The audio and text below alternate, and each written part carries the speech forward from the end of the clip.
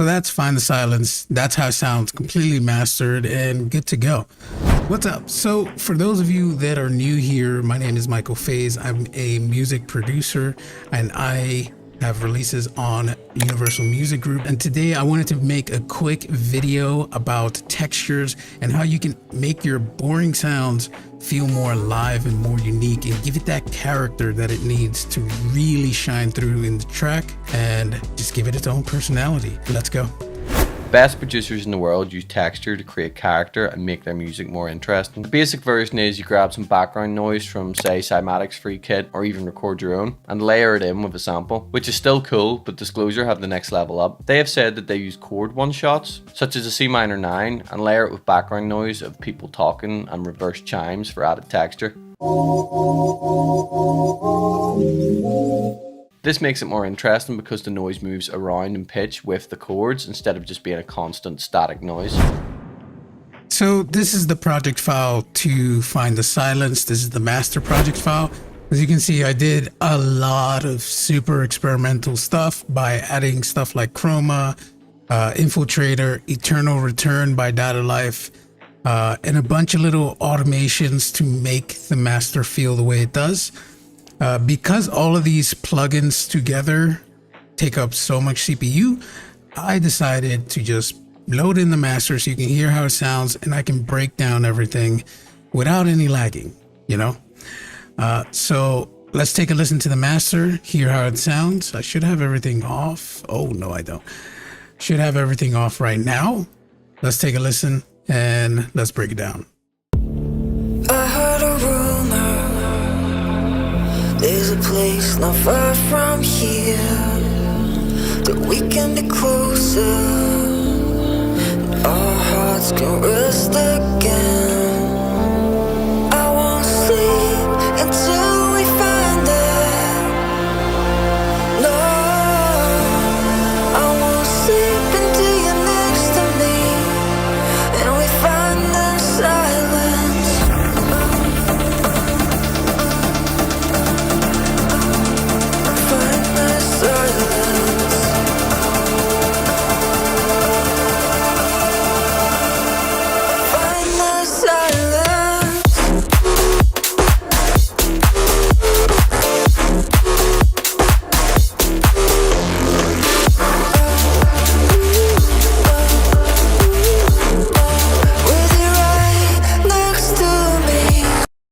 So that's Find the Silence. That's how it sounds, completely mastered and good to go.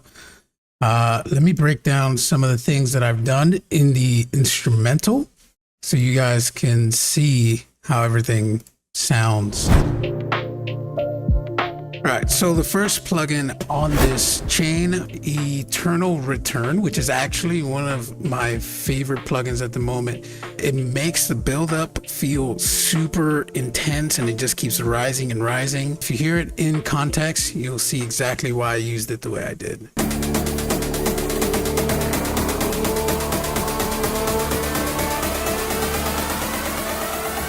It's that little bit at the end that just goes, it's just like kind of grinding the frequencies together. That's the way I describe it. And it's such an amazing little effect that you don't really pay attention to until you hear everything all together. Because once I add Chroma, that effect gets even crazier. Let's add Chroma actually, because I ended up doing this first before doing Infiltrator, and then I just switched the positions of the plugin slots. I have it automating throughout the whole breakdown, so it's kind of like gradually going up, and then as soon as the build-up hits, it goes down, and then it starts building up way more intense towards the end, which adds a bit of layering and color to all the sounds that are in that mix.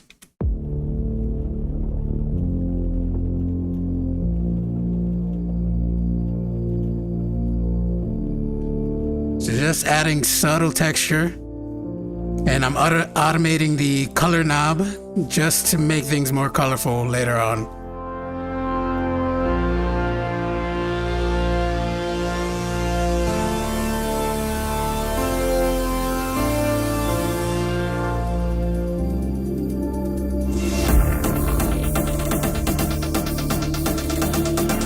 hear those textures? They weren't there before.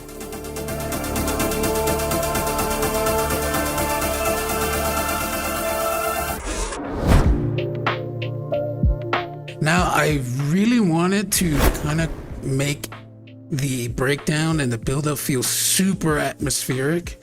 So I ended up using Infiltrator because it does make some really cool textures on the tracks. I use this preset called Distant Sun, and it is really amazing for creating little atmospheres. So you heard the breakdown before, let's hear it with it.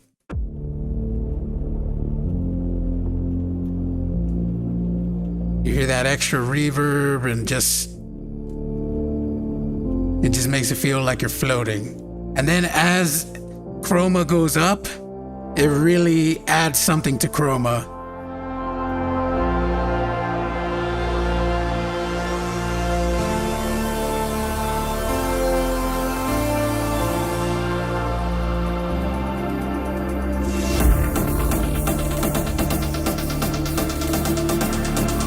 As you build it up and it starts to get that feeling.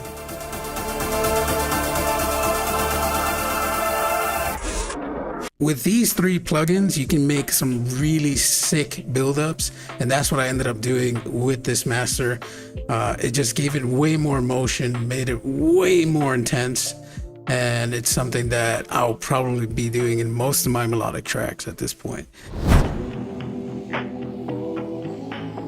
One thing I do with my masters a lot is that I like to take control of the stereo image. If you haven't noticed by now, by all the effects and the textures and everything, I really like to mess with the stereo image.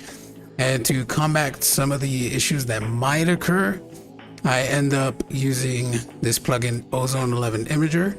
And what I'm doing here is I play the loudest part of the drop, I click on Learn, and once it's finished adjusting, I'll set this band all the way down to completely mono, so we can just get that part. And then the mids, I bring them down a bit more. I could keep it up, but if you notice, some parts get a little too crazy. And it's just the parts with the reverb. And I want to take control of that as much as I can. So by doing it to 30-ish, you still get it, but there's more control on there.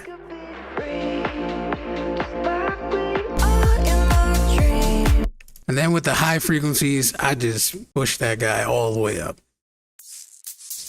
Just to add that bit of wideness that happens. I add a little bit over here at the 3K region. I mean, I can add a little bit more, but I didn't want to push my luck there.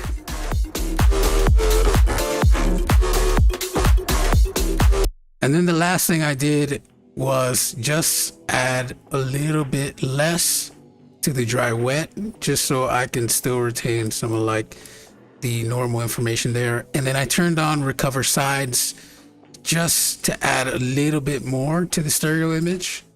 And I clicked on prevent anti-phase because we don't want to phase out. And then the last few plugins are really simple actually. Type A, which adds high frequency in a way that's super rich and doesn't mess up the whole song. So if I just put the actual plugin by itself, it sounds like this. That's just what's being added. I can just have the high frequencies, or I can have the mids and the lows. In this case, I chose all of it. I wouldn't do this currently, but without it, it just doesn't feel like it's nice and special. Then of course at the end, I have the oversample up to about 8 or 16, which makes it sound even better to me personally. So it's always a thing that I like to do. There's this plugin RX950, which is a AD to DA converter. And it basically just makes this sound feel even brighter if I wanted a little bit more high end, but still also kind of retain the rest of the track. And a special thing that I like to do on here, because it can get a little bit crazy, I'll play it as crazy as it normally is, which is a 0 in brilliance. This is how it sounds.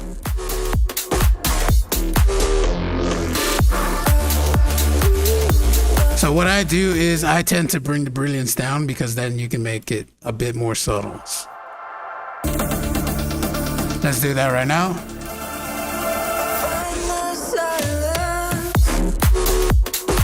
So I'm bringing it down. So it makes it a bit more darker. If I bring it up, even more brighter.